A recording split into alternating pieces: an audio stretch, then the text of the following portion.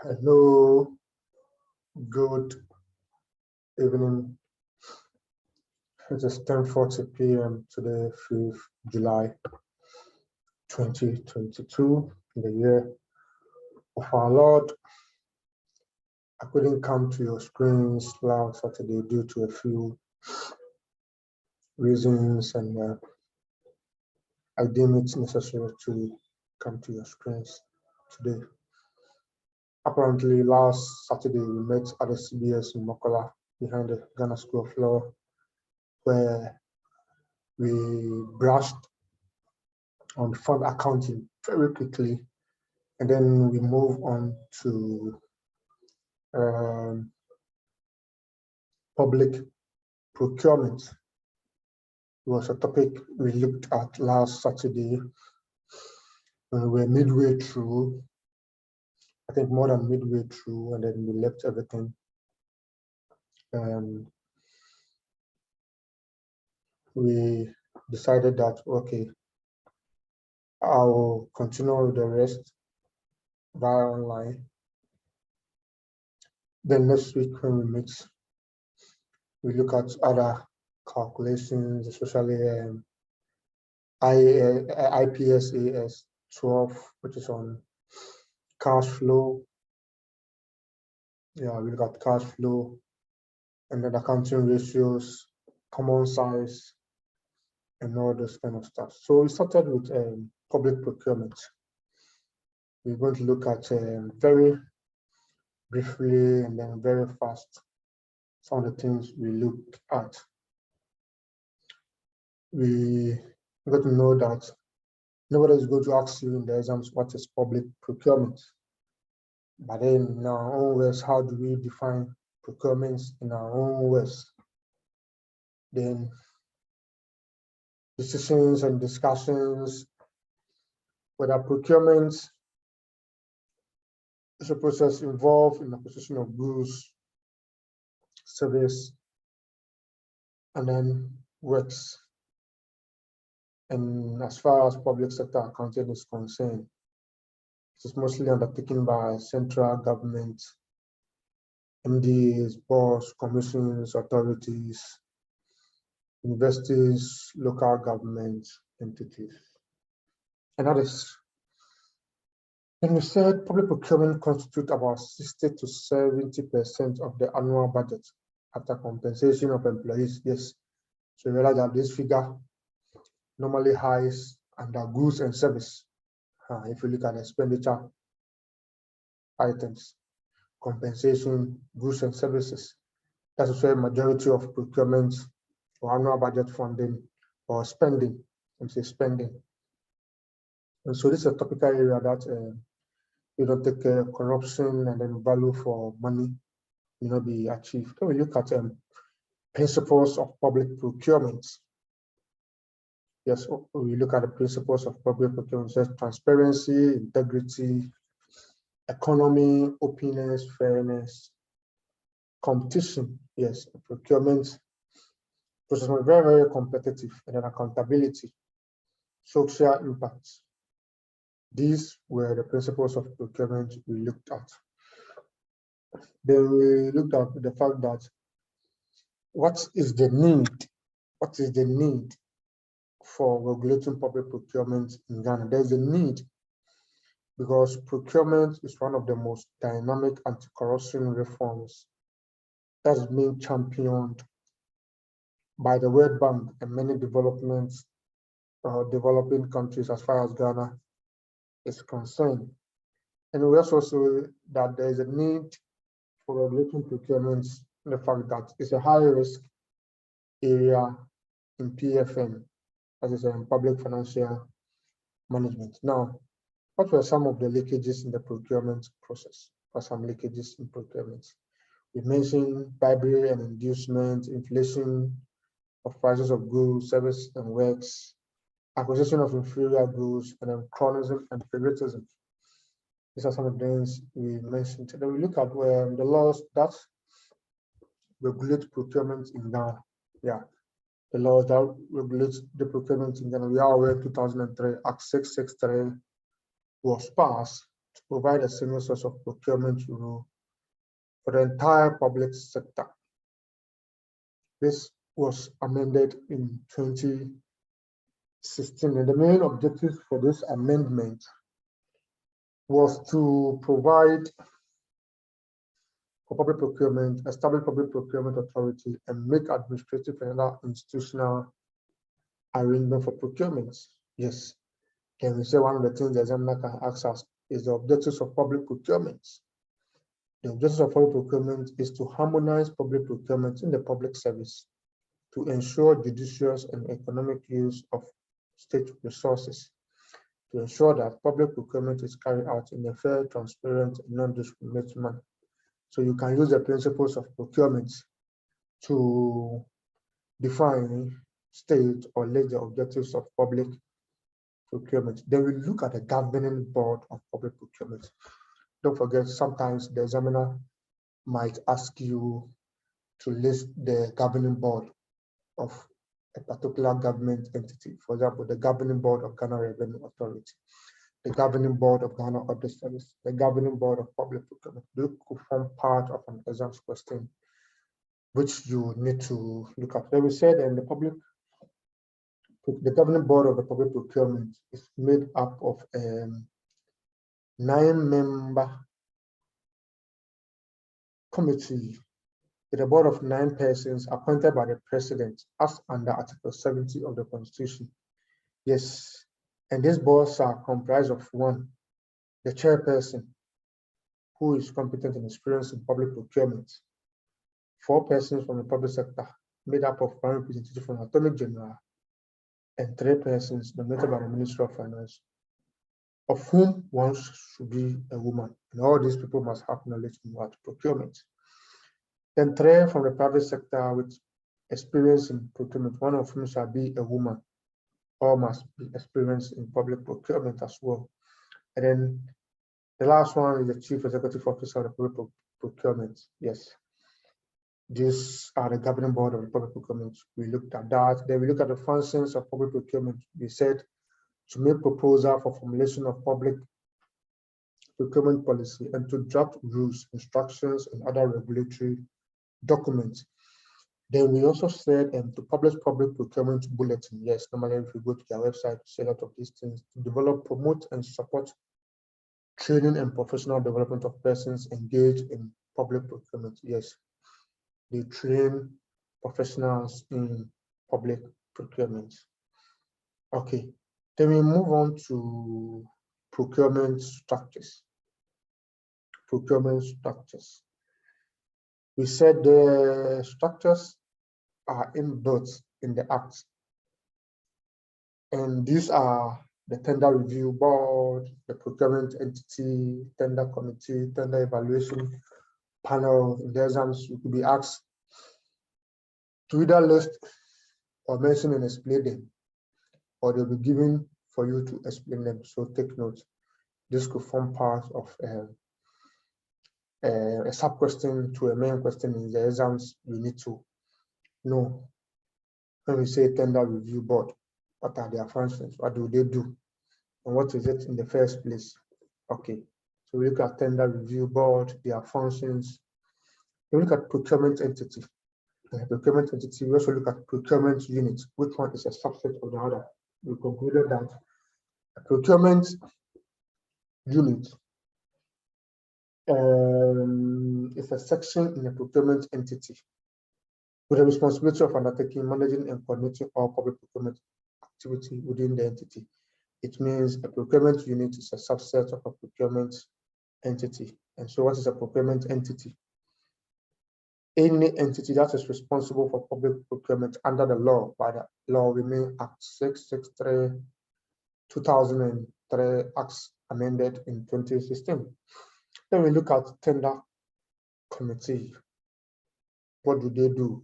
We said it's a body within an entity with the responsibility of planning, processing, and making procurement decisions and ensuring compliance with the law. Yes. Among one of their functions is to ensure that stores and equipment are disposed of according to the law. Yeah. And also secure concurrent approval from the relevant tender review board. These are some of the functions of the tender committee. You may want to look at it more on your own before the exam, because these are things we did in class last Saturday. Then we look at tender evaluation panel, procurement rules. What are the procurement rules? One of the procurement rules said that we must have a procurement plan. What is a procurement plan? It's something you ought to know before the exam. A procurement plan is a document prepared by the procurement entity indicating procurement contract packages, estimated cost for each contract package, the procurement method, and the contract processing steps, and their execution times. Yes. Then, just like when we were doing the fiscal strategy document, what are the content of a procurement plan? We looked at that. Among them is a detailed breakdown of the goods, works, or service required, and then the source of funding. There are lots more, about 6. You may want to look at them in detail in your time, on your study time. Then we looked at the reasons for preparing a procurement plan, something you also ought to know. The qualification of a tenderer or a supplier or a bidder. When that bidder has the required capacity or resources and technical and other professional competence to perform the contract under consideration. Then when the tenderer has a legal capacity to contract, when the tenderer is also solvent, has fulfilled the obligation to pay taxes, PAYE, SSF, and others, VAT, and all the directors are in good standing. By in good standing, they've all filed their returns up to date. Is that all right? They met other entity-specific rules. Yeah, if it operates in a regulated environment, then they may have their regulators coming up with their own rules. Then we move on to the method of public procurement. Yes, look at competitive tendering. And the competitive tendering, we realize there's national competitive tendering and international competitive tendering.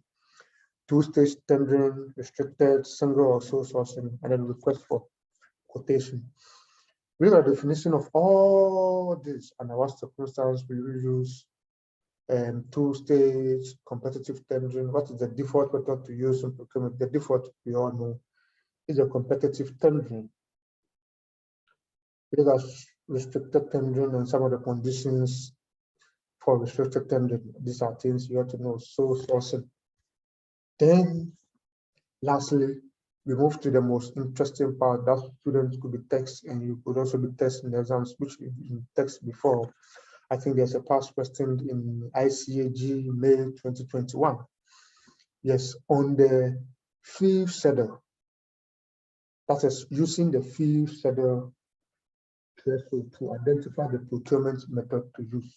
Now, I just mentioned a while ago the procurement methods that are available: competitive, two-stage, restricted, sole sourcing, request for quotation. It's all these things. Which of them will you know that I need to use this or I need to use this method? So the fee schedule to the Act 663 gave us an outline or a schedule that tells us at this stage, are we to use competitive tendering, if competitive national or international?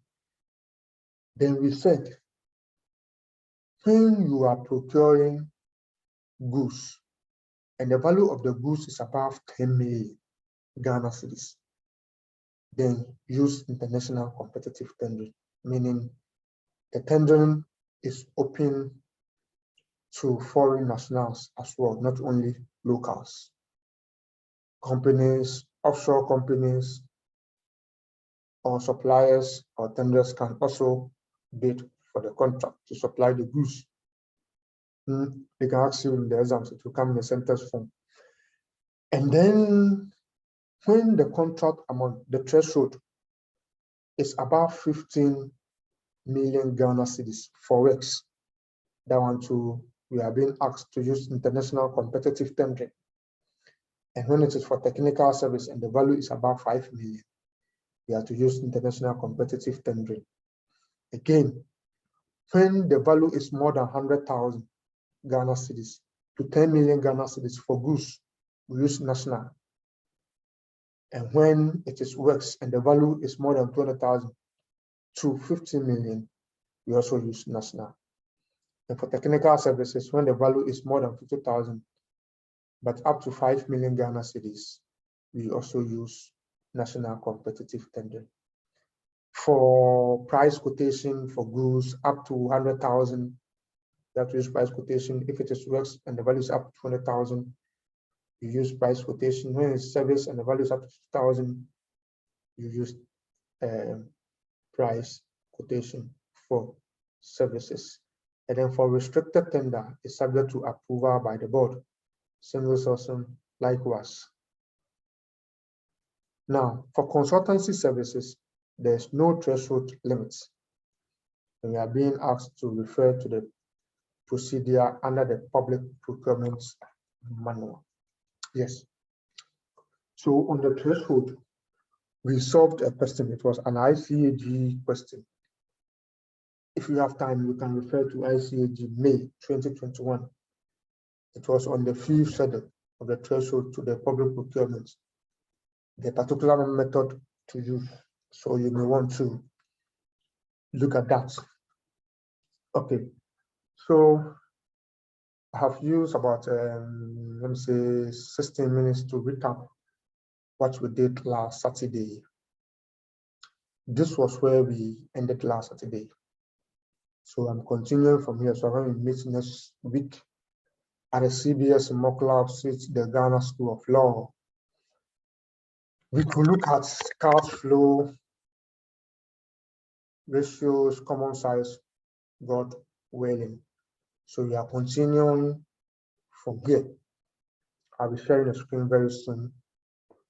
We are starting from competitive tendering procedures. All these are things the examiner could ask you in the exam or could form part of a question in the exam. All right, I'm trying to share a screen. I'm trying to share a screen. Okay. Give me some few minutes to share the screen with you.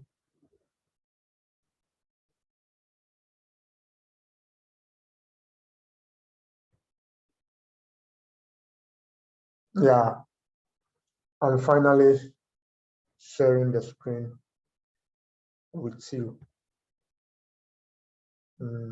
So if we look at this, I think it's a continuation of the questions we solved, but I'm not going to look at that here since it's an online theory kind of thing. This is calculation, a bit calculation, not very difficult. We looked at it in class last weekend or last Saturday. Our focus and concern will be here, competitive tendering procedure. Competitive tendering procedure. Yes, so this is found in section 44 to 65, the Procurement or Public Procurement Act. Is that okay?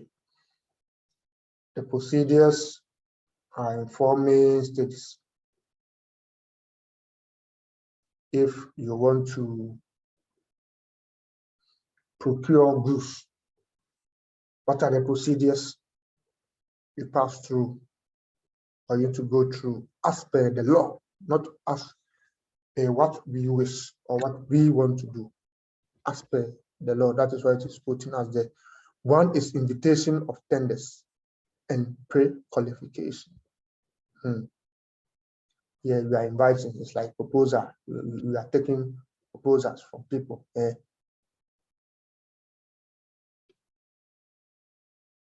And then submission of tenders, evaluation and comparison of tenders, contract offer, and administration. We are going to look deeper into this. Don't forget, the exams can ask you these procedures or stages, and it must be in order. You don't interchange number 4 for number 1. Is that all right? So invitation of tender. So mode of invitation of tenders may depend on whether it is national or international, meaning what we will do within Ghana is different from what we will do if we invite offshore companies to be part of the procurement process. What must we do if it's a national competitive tender? It means that this invitation must be made in the national newspaper, Daily Graphic, BFT, for the supply of goods, service, and works. And then the tenders should be given at least 4 weeks to submit their tenders. Yes. Take notice of some of these things, at least 4 weeks to submit their tenders. When the examiner asks you to list these things and explain, you'll be watching for some of these timelines and then deadlines in your answer to the examiner. So you have to be very careful. Is that all right? Okay. Then what if it is international competitive tender? Here, the invitation will be made in a newspaper with adequate circulation to attract foreign competition, meaning here the 4 weeks deadline or timeline is not applicable. In as much as we want it to be very, very competitive, we are going to allow adequate time. At least 6 weeks is required for such a submission. In either case, the following processes are also carried out. As invitations should indicate how the tender document can be obtained and the price payable. We may refer to section 50 for detailed content. Yes. So if we are inviting people to come and bid for a contract, indicate or show to us or show to them how the document or the tender document can be obtained and the price payable. And then clarification and modification of tender document is allowed, provided it's done fairly and non-discriminatorily. Yes.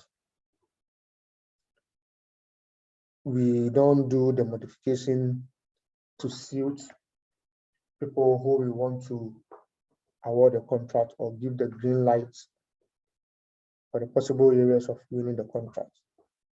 And then the tender document should clearly indicate the language to be English. They're as simple as that. So that even if it's a French company, Lebanese company that is bidding, to do all their translation and everything in English, especially for international. And let's go to submission of tenders. Submission of tenders. Now, the board of tender document, where must they submit it? The place for and specific date and time as a deadline for submission of tenders. Yes. All this must be known or indicated. Then these tenders must also be submitted in writing, signed and sealed in an envelope, not opened. Competitiveness, transparency. The tenderer who submit the tender should be given a receipt showing the date and time of delivery. Yes, so that we don't say some people didn't bid. Some people didn't bid. If you don't give receipts, it means you can take some people out and tell them they didn't bid.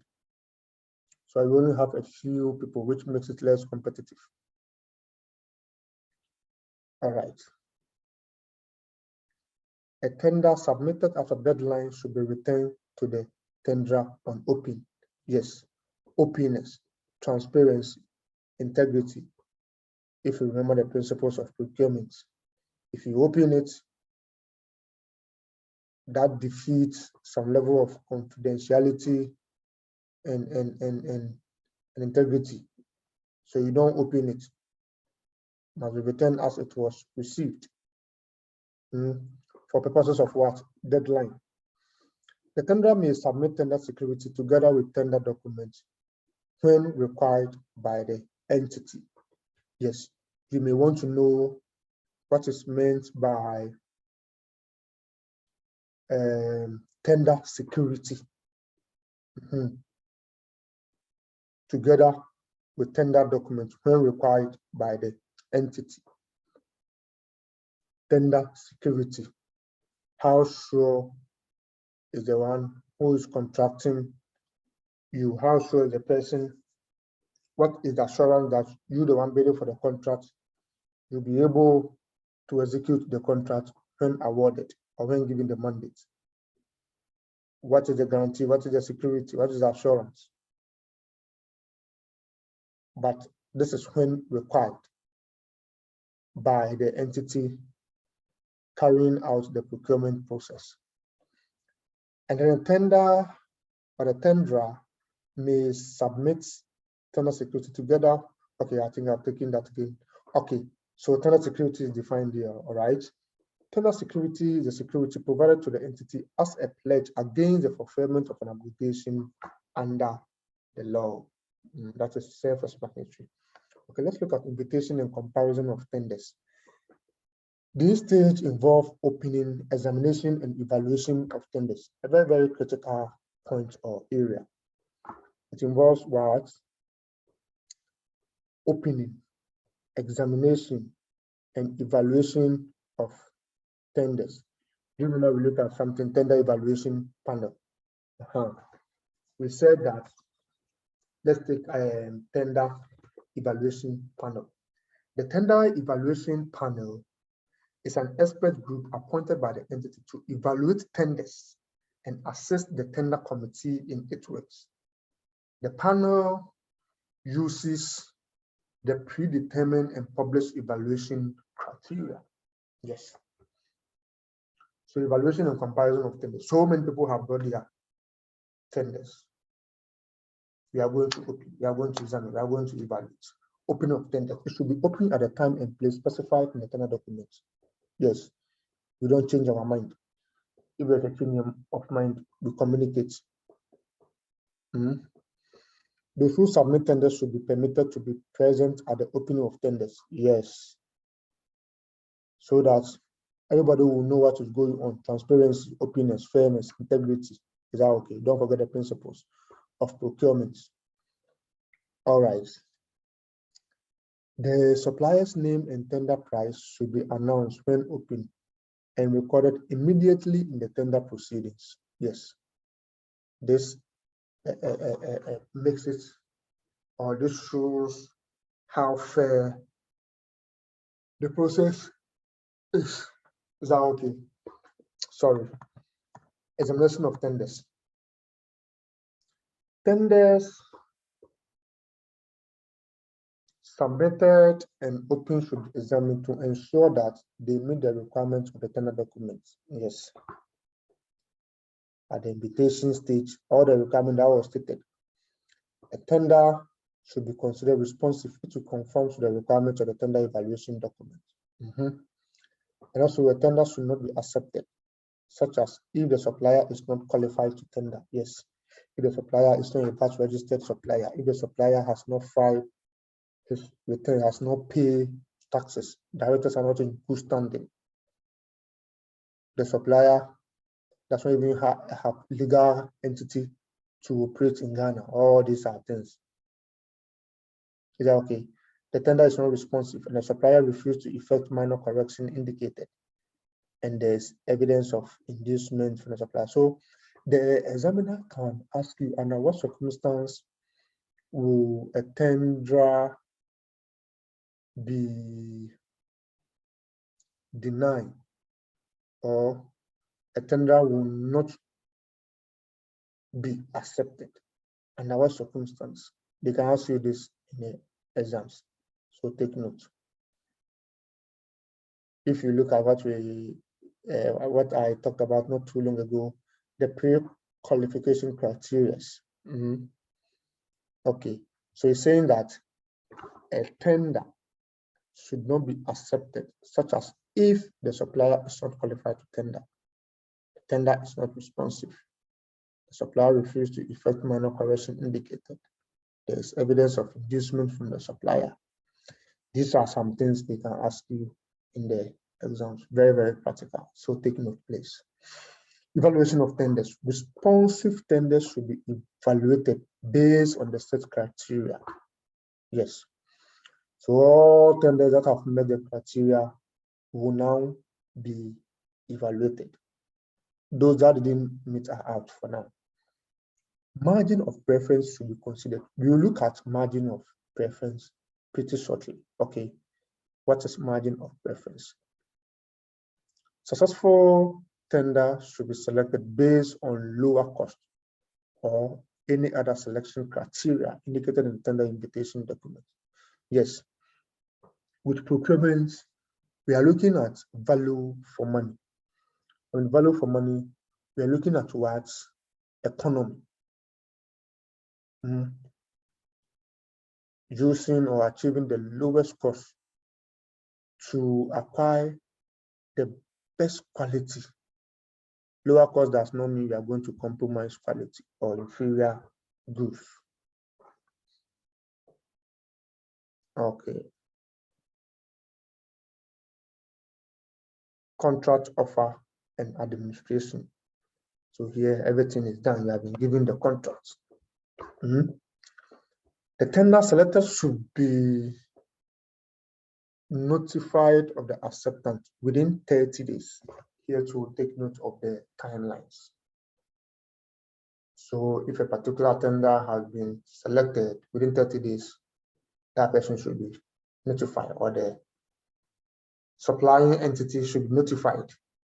Where a formal contract agreement is required to be signed by the tender, then the supplier should be given 30 days after receiving the acceptance. Yes. Big contract awards goes or comes with what? Contract signing and documentations. And then where the successful supplier fails to sign the agreement within 30 days or fails to provide the required tender security, the entity shall select a successful tender from the remaining tenders, unless the remaining tenders are all what? Rejected. Yeah, I mean, obviously there could be 3 shortlisted tenders. So where one proves otherwise, within 30 days, we move on to the next best 2. Where there are none, that means probably a new process will have to be done. Okay, once the contract comes into force, the entity should administer the contract through the following steps. So we are going to look at what? Through follow-ups. Yes. So now the contract has been awarded. You've written to the one who won. Follow-ups. There are timelines in execution, and a whole lot of contract signing, places of delivery or contract, and a whole lot will have to come into being. Let's look at methods of procuring consultants. Who is a consultant? Consultant may be procured through either competitive methods or direct invitations. Yes, the ICAG once asked questions on procuring or engaging the services of consultants. A procurement entity causes a notice seeking the expression of interest in submitting proposal to be published in the public procurement bulletin for consultancy contracts. How do we procure or engage the service of a consultant in the exams can form part of a question which we have to take note. Direct invitation will be used when economy and efficiency is considered. Now, here you will need approval from PPE, which is very necessary, and where services needed are available from limited consultants. And then we do direct invitation when we need to save time and what? Cost. And lastly, confidentiality to protect national security interests. So there are some procurement of consultant. That one, we don't do competitive tendering, but it is what? Direct invitation due to a few reasons which I mentioned not long ago. Okay. Procedure for procuring consultancy services. Yes. This is also a question the ICAG has asked before. You must be very careful and take notes. So these are the procedures. Preparation of the terms of reference. What do we mean by terms of reference? What the consultant is required to do, and those which he is not required to do, his limits, the main job that he is given to do, what he is required to, what is expected of him, the terms of reference. Estimation of cost and budgets. Yes. Advertisement and evaluation of expression of interest, preparation and issue of request for proposal, technical and financial evaluation criteria, and then award of contract. I want to refer you to the procedure for procuring consultancy services, to the ICAG course manual, which gives a detailed explanation. I think it's a past question, so you should take note. It may be asked somewhere in your study of public sector accounting and finance. Okay. So we have review procedure. Now, any contractor that claims to have suffered loss or injury due to a breach of duty imposed on a procurement entity by law may seek review. So if you're a consultant and you feel that you've suffered some loss or damage or a breach of the terms of the contract, then you may seek a review. There are levels of review. What are the levels? Two main levels. Review by the public procurement entity and then administrative review. They can also ask you this in the exams. They will put a preamble. They will talk and talk and talk and talk. Then they will tell you that the consultants want to go for review. Mention and explain the review that is available to the consultant. So you say review by the procurement entity and an administrative review. What is review by the procurement entity? When the contract in question is not already in force. When the consultant has not, or the contractor has not yet started, or the contract has not come into force yet. Here, the aggrieved supplier seeks redress from the head of the procurement entity amicably. If you feel being not treated well, there is a way of seeking review, not by foul means, by through laid down procedure. Okay, so let's assume you want to go for review by procurement entity. What are the procedures we must carry out? This will also form part of the question. Does somebody want to go for review by procurement entity? What are the steps that the person must follow? They can ask you this in the exams, and you should know. The supplier submits his complaint in writing to the head of the entity within 20 days after becoming aware or should be aware of the matter. Here, take note of the timeline. Within 20 days, very, very necessary. Then the head of procurement entity should attempt to resolve the complaint by mutual agreement of the supplier. Here, matters haven't traveled outside yet. It is within the procurement entity.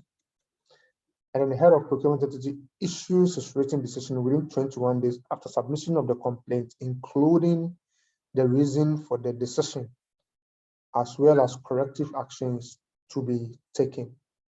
Is that okay? Now, what are the provisions for administrative review? Administrative review is redress such from public procurement authority. Yes. So this one is outside the entity. This one is to the authority. The administrative review may be evoked by the supplier when the contract has been entered into force prior to the supplier becoming aware of the matter. The head of procurement entity fails to make decision on the matter within 21 days required. Yes, timeline. Failing to meet the timeline will make matters worse to reach the highest level. Is that okay? When the supplier disagrees with the decision of the head of procurement entity, yes, sometimes the decision might come, but the supplier or the contractor may disagree and want to seek further redress or review or further judgments. What are the procedures available? The supplier submits a complaint to the Public Procurement Authority within the required period, and the PPA notifies the head of entity about the complaint against him. Yes, that he has issued a ruling and somebody is not satisfied with it and therefore has reached the authority. So he's been notified. The procurement authority enters review process and other interests affected may be permitted to participate. And an authority within 21 days issues a written decision on the complaint and gives reason. Is that okay? So from the foregoing, you can say one cannot go to administrative review when he has not gone to the procurement entity review. Perhaps he might have gone, but he wasn't heard, and therefore he took matters after or apples. Disposal of stores, plants, and equipment.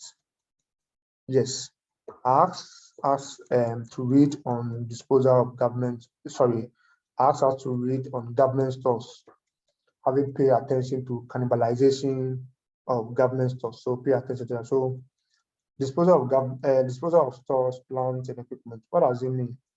So the public sector, when certain items have become obsolete by way of depreciation, wear and tear, or what have you, and those items are no more useful and must be disposed of.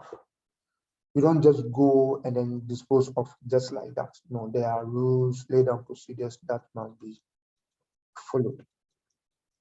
It could be a plant, a car, books, consumable, equipment, any non-current asset you can think of. So procedure for disposing of stores, plants, and equipment. Now, the head of entity convenes a board of survey. Yes, let me highlight or emphasize that they can ask you this procedure for disposal of government stores in the exams. I think it's even the past questions they've asked before some time back. So take very good notice of that. So to dispose of government store, plant, or equipment, the procedure are that the head of the entity will have to what? Convene a board of survey, BOS. Board of survey reports on the item and recommends a method of disposal. Then the head approves the recommendation of the board of survey and items are disposed of accordingly. So these are the procedures. What are the methods of disposal of government stores, plants, and equipment? Reallocating surplus items to other service units of the government. So the last time I was saying in class, let's say there's a machine part. Major functional part of the machine is not working, but certain aspects can be usable or serviceable to other parts. Is that okay? Let's say, should I use a car that is condemned but has got an engine and that engine can fit in another car? Yes. Can I use as an example? So relocating surplus items to other service units of the government. Trade in for new or replacement items. Yes, some of you will be saying what? Swap. Circuit boys will be saying swap. Then donation to charitable organization. Yes, perhaps those things might have some usable value that might not be disposed of just like that, cannot be burnt, but can be donated to charitable organizations. And it can be sold by tender to the highest tenderer, subject to a reserve price. Yes. So some items have been confiscated for a very long time and they are in stores and are deteriorating. They can be sold to tender, to the highest tender. It can also be sold by public auction, subject to a reserve price. Yes, the highest bidder. And destruction, dumping, or burying as appropriate. These are for stores that are beyond usage, that are well damaged. So take note of these things. The procedure and then the methods can be asked in the exam. I mentioned we will look at margin of preference. So this is margin of preference. Margin of preference here, we mean an arrangement where the advantage is given to local bidders when procuring works, goods, and service in the public procurement process. Yes. So I believe some of you have heard local content. We are not it, the Local Content Act. So here you see we have competitive tendering, we have national and international. So what if it is international? Must we be a little biased by giving some level of preference to local bidders for the supply of goods, works, and service? What is margin of preference? The exams can ask you to explain margin of preference to a national service person who has come to work under you. Yeah. The margin of preference is an arrangement where the advantage is given to local bidders when procuring works, goods, and service in the public procurement process. It is applied in circumstances where both local and foreign bidders submit bills of proposal. Yes. Sometimes you might want to do this just to encourage local content participation or to encourage infant industries to compete with offshore or multinational corporations. What is the purpose? The purpose is to give local bidders a competitive edge over foreign bidders. Yes, like I mentioned, that it makes local goods or contractors competitive. So under section 60 of the PPA Act 2016, Act 924, says that a procurement entity may grant a margin of preference for the benefit of tenders for work by domestic contractors or for the benefit of tenders for domestically produced goods or the benefit of domestic suppliers of services. I take that again. A procurement entity may grant a margin of preference for the benefit of tenders for work by domestic contractors or for the benefit of tenders for domestically produced goods, kantanka, or the benefit of domestic suppliers of services. Yes. So the Act makes this provision of margin of preference. The margin of preference shall be calculated under the procurement regulations and reflected in the record of the procurement proceedings. Now, the margin of preference shall be authorized by the board and be subject to approval by the board alone. There are guidelines for margin of preference in Ghana as issued in 2019 by the Public Procurement Authority. You can go to their website and read latest news, current issues in procurement, bulletins, and what have you. I ask you to be very current at this time of your life when you have taken on the professional exams to write the ICA. You listen more to parliamentary proceedings and then business news, BFT, yes, current affairs. So you'll be abreast with current issues in finance, accounting, auditing, public sector accounting, and finance. These are things that are real and practical going on day in, day out. There are certain things you could hear them in radio or you might have listened during the news or read in the dailies. You didn't read in the book or the manual. But because of you being current, you go to the exams hall, a current question is asked, and you are able to do transfer of knowledge and apply and write something, or at least get 2 out of 5. They're not getting anything at all. These are some of the techniques in passing PSC exams. All right, so what are the guidelines for margin of preference in Ghana for goods? If it is for goods, what are the guidelines? Margin of preference will be allowed under national competitive tendering as well as international competitive tendering. So the eligibility for preference for goods is determined by the sources of the domestic goods and not by the nationality of the tenderer.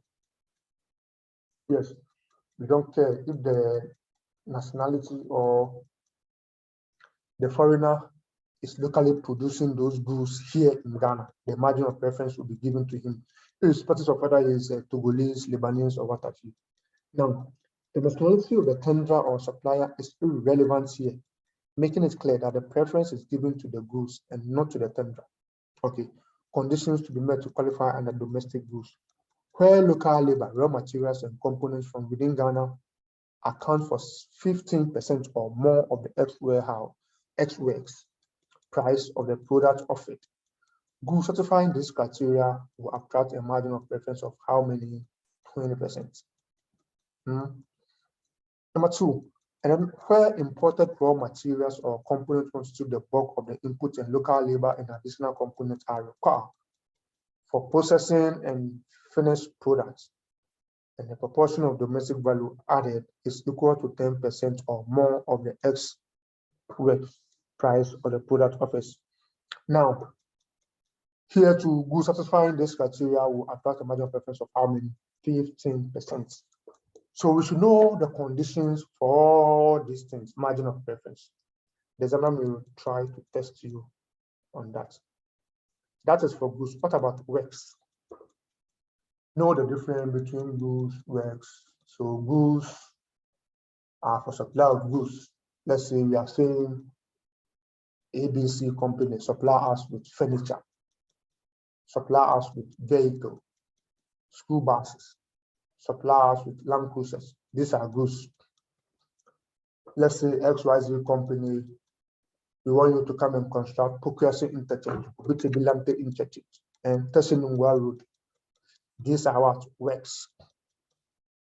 Okay. Under works, margin of preference is applied to international competitive tendering, specifically under information communication technology, ICT. This is because in Ghana, most of the contractors tendering for works under the national competitive tendering are locally registered firms or contractors. Yeah. Thus, they are classified as domestic contractors. Criteria for margin of preference, for margin of domestic preference under ICT, domestic contractors. So domestic contractors are registered and incorporated under the laws of Ghana. These are the conditions. You will be given preference if you're an ICT company and you are registered and incorporated under the laws of Ghana, the Registrar General, and you have majority shareholding by Ghanaians. If you're an ICT company and will not subcontract more than 50% of total value of the works to foreign contractors, yes.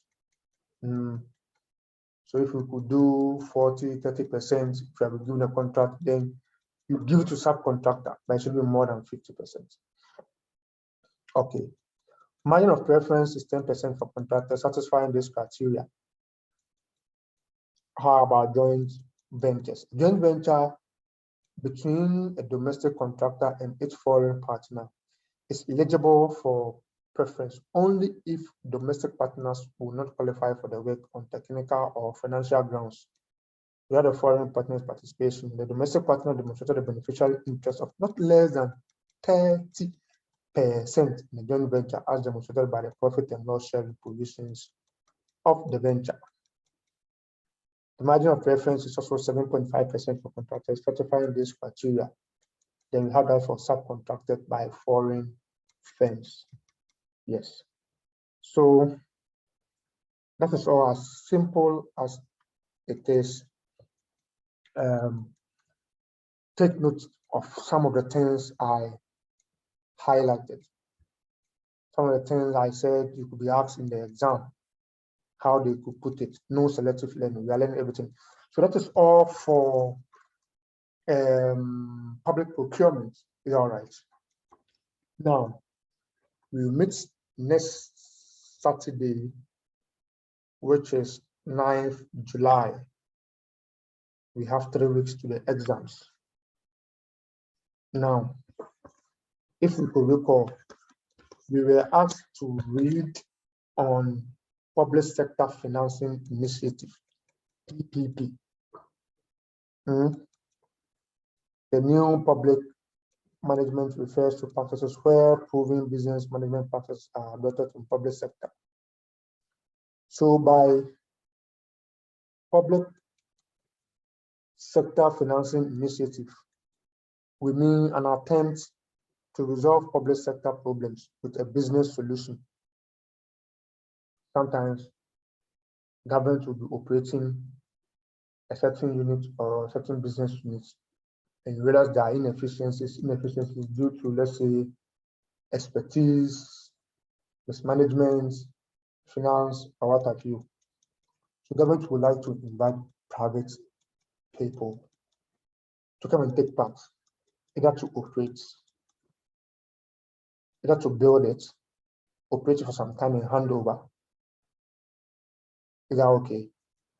And either government will provide a source of funding, or they'll provide a source of funding, or government provides a source of funding, they'll provide technical expertise, whichever way. This is what we call Public Sector Financing Initiative. We have a lot of the new public management strategy. We have public-private partnership, PPP, privatization or divestiture, contracting out or outsourcing, output-based budgeting, clientele service or customer service, professionalization, increasing accountability and transparency in governance, reforms or change management. So we were asked to go and read this, and I'm not going to treat this, but let me highlight on public-private partnership. Now, when we say public-private partnership, it means arrangement typically medium to long term between the public and private sectors, where some of the services that fall under the responsibility of the public sector are provided by the private sector, with explicit agreement on shared objectives for delivery of public infrastructure and public services. Sometimes, let's assume government is finding it difficult to operate ECG, and so we'll go for what? PDS. Let's assume government is finding it difficult to operate Ghana Water Company Limited or Kotoka International Airport. Then government will what? Partner with a private entity to run this for a certain number of time. There is agreement on this. Who is going to provide human resource? Who is going to provide financing? For how long can I operate? After operating, can it be my own? Or after operating, it will come back to government. That is what? Public-private partnership. All right. There are a lot of public-private partnership you may want to look at in your free time. Just consult your book. The explanations are as simple as anything you can think of. One public-private partnership is build and transfer. Build and transfer. Operate and maintain. Build, operate, and transfer. The third one, build, own, operate, transfer. Build, transfer, and operate. Or build, own, and operate. We also have design, build, and operate. Build, lease, and transfer. Rehabilitate, own, and operate. build, own, operate, maintain, and then we have concession. So all these are PPP arrangements that government can enter into private sector individuals. Is that okay? Now, let me just look at only two of the PPP I mentioned. The first two. The first one is build and transfer. So let's look at build and transfer. This is a form of turnkey project where the private party is contracted to build a project. Let's say to build a new project that is not in existence at all. To build a project and thereafter transfer ownership immediately to the contracting authority. By contracting authority, we mean to government. What are the arrangements that could come? Here, the capital is provided by the public sector entity, meaning government will provide the capital. The private party bears the construction risks of the project. After it has been transferred, the public sector assumes responsibility for the operation and maintenance. So it's what? Build and transfer. Okay, let's look at maintain and operate, O&M. Here, the private sector is allowed to manage and operate public sector facilities or service for a fee. So here, let's say Kotoka International Airport is given to a private entity to manage, to maintain and operate it, but they're not going to do it for free. They're going to do it at a charge. So here, the capital for the project is provided by the contracting authority, that is government. The project is entirely owned by the public sector, that is government. And the public authority bears the risks of asset condition, yes, because the asset still belongs to government and the private entity is just maintaining and operating for his fee. Government bears the risks of asset condition. And then residual asset become the property of the contracting authority, that is government. So these are some of PPP arrangements you can think of. The rest, I believe you have them in your books. And please don't forget, these are current issues in government or in the system that the examiner will want to try and test how current you are. So don't forget to look at this. Next week, when we meet in class, we are going to look at